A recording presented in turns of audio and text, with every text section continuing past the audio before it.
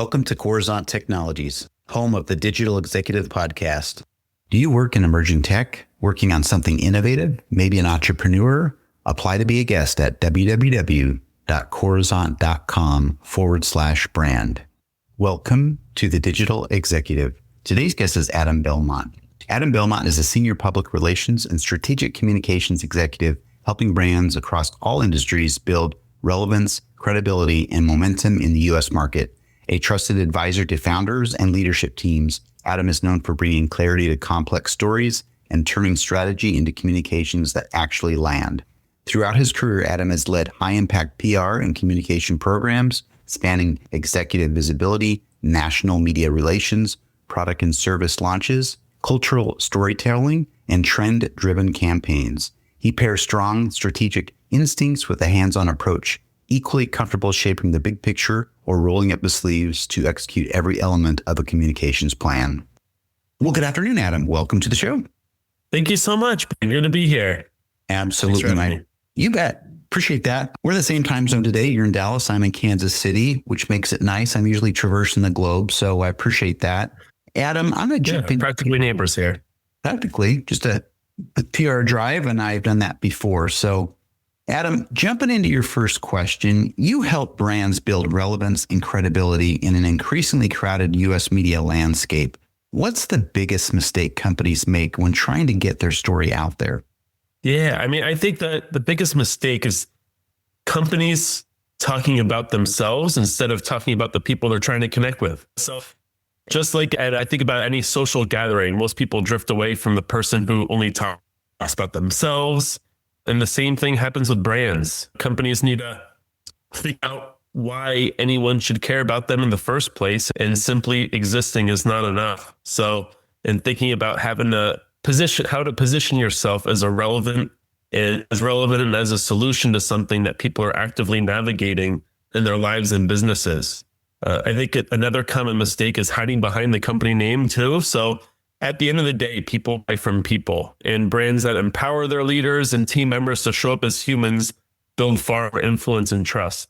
And I actually see this on LinkedIn all the time. I don't know about you, Brian, but posts from businesses and the business handles fall flat. But posts from the team members who share their lived experience on that same thing have much greater potential and opportunity for connection. So I think there's a big takeaway there just in terms of just thinking outside of yourself and how to humanize what you're doing a little bit more.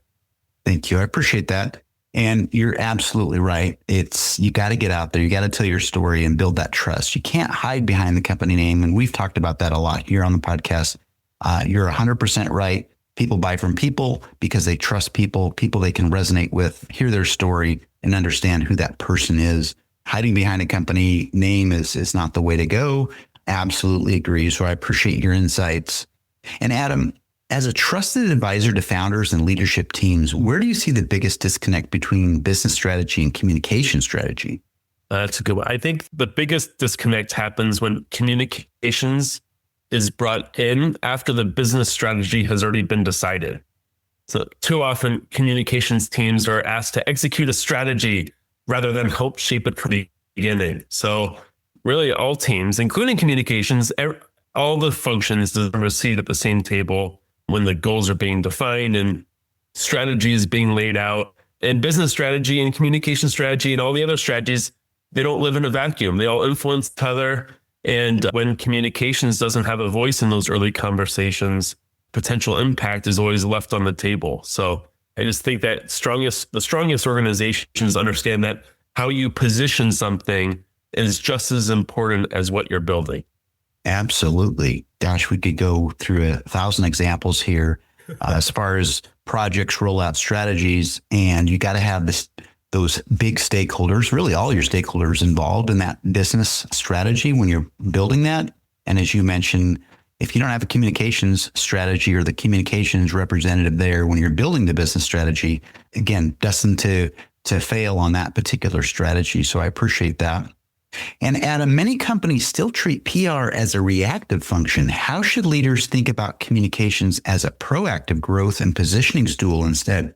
Yeah, I think communications isn't something you should think about only when something is broken or company finds itself in hot water or a crisis situation, I like that it shouldn't operate like a maintenance light that comes on in the car when there's a problem.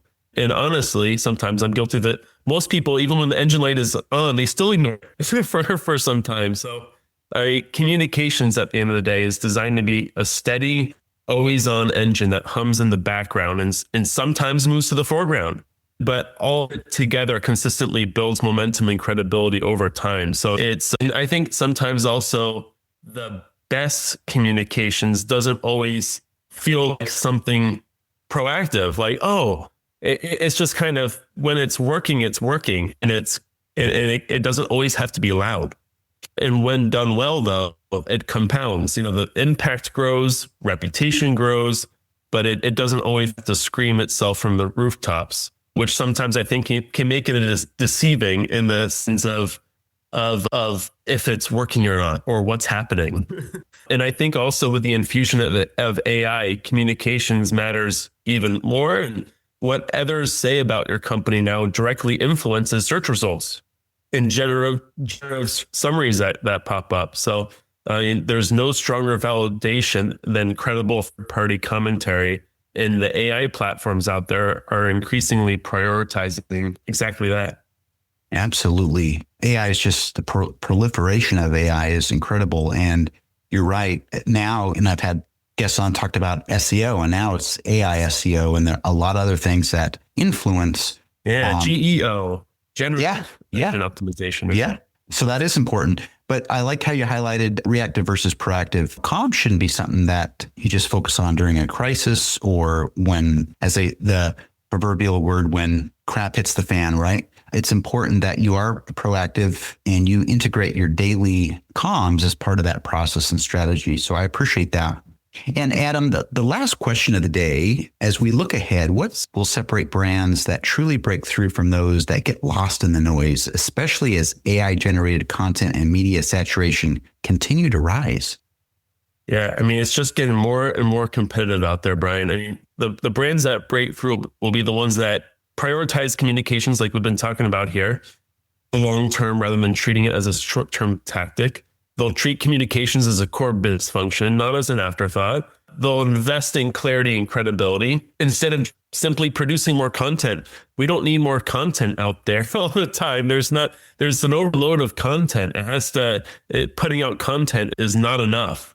It has to be something interesting. It has to be something that cuts through in some way. It can't just be more busy for busy's sake. And the companies that will be successful will empower the real human voices within their organizations to show up, help build authority, help be an advocate for the company, but in a way that only humans can be. And I think they'll recognize that the communications and PR strategies, again, increasingly influence how AI models interpret, how they surface, how they validate their brand in the marketplace. So, AI is far from the enemy, but there's certain ways to leverage it as well so it can work for you and not against you. Absolutely. And again, we talked about AI just a few minutes ago, but you've got to have AI as part of your comm strategy and understand how that is working. You talked about how brands that are going to break through are the ones that prioritize their communications, treat it as a core business function, as we talked about. And your communication and messaging needs to have meaning and not just put out content out there and just add to the noise. So I really appreciate your insights. And Adam, it was such a pleasure having you on today, and I look forward to speaking with you real soon. Yeah, thank you, Brian. It was great chatting with you. Talk soon. Bye for now.